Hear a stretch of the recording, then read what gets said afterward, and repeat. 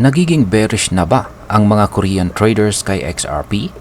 Sapagkat nitong mga nakarang araw, may malaking sell-off na nangyari sa trading pair na XRP KRW.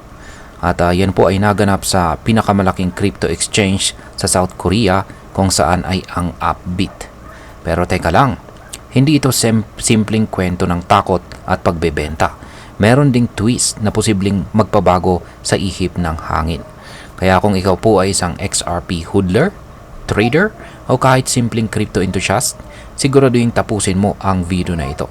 Alamin natin kung ano po ang tunay na nangyayari, bakit maraming nagbebenta, sino-sino ang gumagawa nito, at ang posibleng epekto sa presyo ni XRP. At ayan, bago po tayo magpatuloy ay pakibasa na lamang po ang disclaimer dito sa ibaba ng ating screen. Ayan, bakit nga ba bumagsak ang presyo ng XRP sa ilalim ng $2?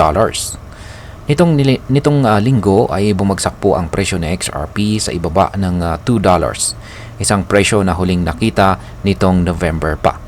Pero hindi lang ito tungkol kay XRP. Ang buong crypto market ay tila nanghina dahil po sa tinatawag na macroeconomic headwinds. Yan, isa sa mga pinakamalaking dahilan nito ay ang bagong mga tariff threats mula kay President Donald Trump. Oo po, kahit politika sa Amerika, may epekto po ito sa presyo ng crypto sa buong mundo. Ang ganito pong klase ng takot o uncertainty sa ekonomiya ay nagdudulot ng malawakang panic selling sa market. Kaya hindi po nakakapagtaka kung bakit maraming traders ang biglang nagbenta ng kanilang mga XRP holdings. Ngayon ay ano nga ba ang nangyayari sa XRP trading kay Upbit? Yan, sa loob lamang po ng 3 araw ay nakapagtala po ang Upbit ng napakalaking volume ng sell orders para sa kanilang trading pair na XRP KRW. Ayon po sa analysis ni Dom, isa po siyang eksperto sa order flow and trading volume. Halos 56.4% ng lahat ng orders sa Upbit ay puro benta. Yan, or puro sell. Ibig sabihin ay halos lahat ng gustong gumawa ng aksyon kay XRP ay nagbebenta na. Kaya sa bilang, ito ay humigit kumulang 910,000 na trades.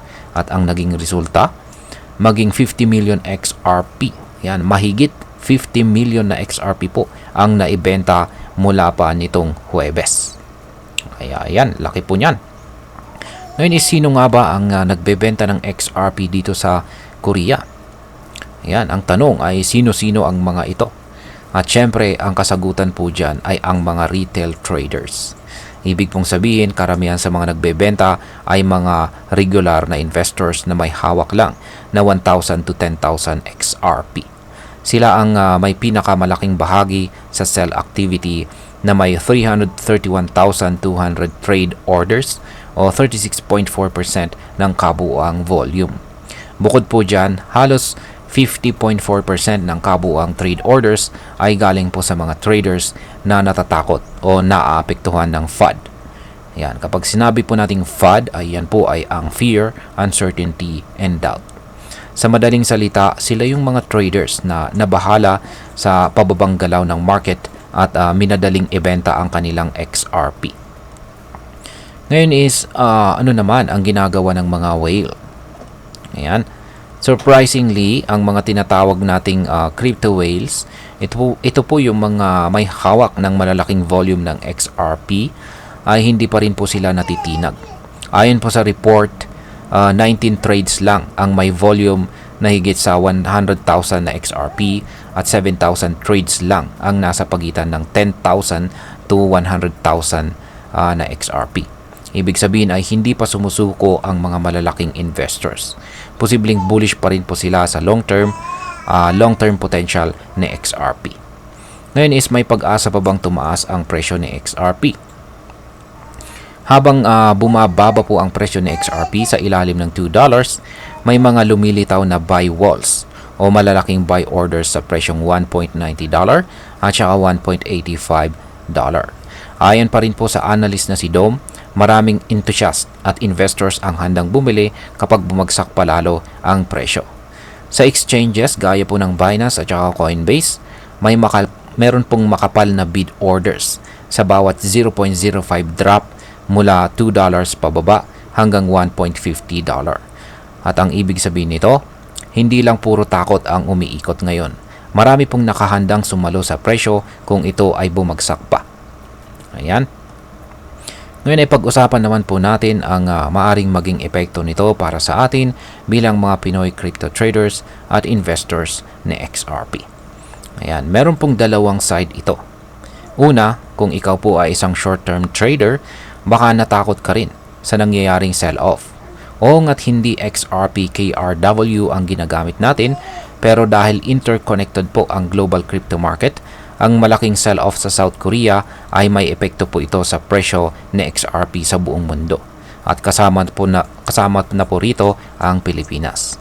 Pangalawa, kung ikaw naman po ay isang long-term investor, baka ito na yun yung pagkakataon natin para makapag-accumulate o bumili sa mas mababang presyo. Lalo na kung naniniwala po tayo sa long-term potential na XRP. Ang ganitong mga pagbagsak ay pwede po nating tingnan bilang oportunidad, hindi lang panganib. At ayan, bilang panghuli ay ang masasabi ko naman po rito ay ang ganitong mga galaw sa market ay normal lamang. Volatility is part of the game, lalo na sa crypto. Ang mahalaga ay maintindihan po natin ang behavior ng market at huwag po tayong basta-basta magpanik. Kapag nakita nating ang malaking bahagi ng sell-off ay galing sa mga maliliit na trader na naapektuhan ng FUD, habang ang mga whales ay nananatiling steady, malaking insight na ito. Ang presence po ng malalaking buy orders sa ilalim ng presyong $2 ay isang positive signal na maraming naniniwala pa rin sa value ni XRP. Ang ganitong market movement ay parang stress test. Malalaman kung sino talaga ang matatag sa paniniwala kay XRP. Kaya ang payo ko, mag-research po tayong palagi. Huwag lang sumabay sa hype o sa takot. Tingnan po natin ang bigger picture. Ang crypto ay hindi lamang po para sa mabilisang kita, kundi para sa mga may pasensya at tamang diskarte. At ayan, hanggang dito na lamang po tayo sa video na ito mga ka-crypto. Marami pong salamat sa panonood. Ingat po tayo lagi at God bless po sa ating lahat.